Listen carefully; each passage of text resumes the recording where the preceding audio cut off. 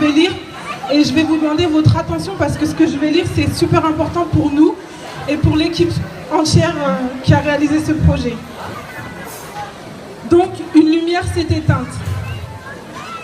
Le 20 décembre 2014, Fatou Ndiaye, 29 ans, bénévole et grand soutien de l'association Sauve, est décédée à la suite d'un cancer.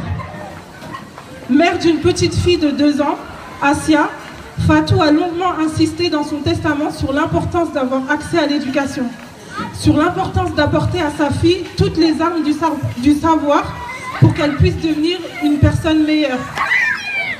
Un autre message lors de ses dernières volontés, elle recommandait à ses proches de continuer à contribuer aux œuvres de bien, auprès des plus démunis, des enfants, des femmes, à travers l'association notamment et d'autres associations.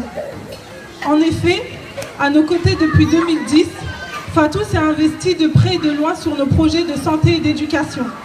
Infirmière volontaire, elle a monté un atelier bucco-dentaire cette même année pour les enfants des bidonvilles du Caire. Excusez-moi, c'est l'émotion.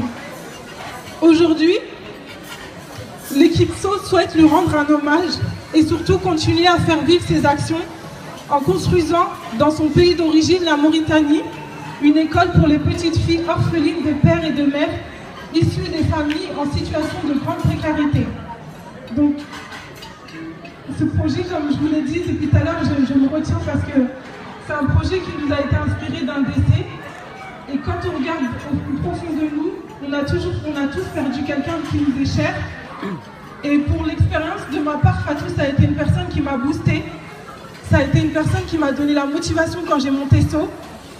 Quand j'ai traversé mes épreuves difficiles, elle était là. Et j'ai eu le regret de ne pas avoir été là le jour où elle est décédée.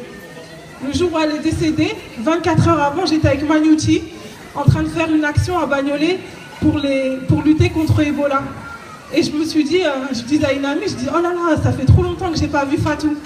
Et le lendemain, on m'appelle, on me dit Fatou, elle est décédée à Rahma. Alors je vous laisse imaginer le regret et les remords que j'ai eus sur le moment. Et quand je vois la petite Asia, je ne peux pas m'empêcher de continuer à essayer de faire vivre le rêve de Fatou.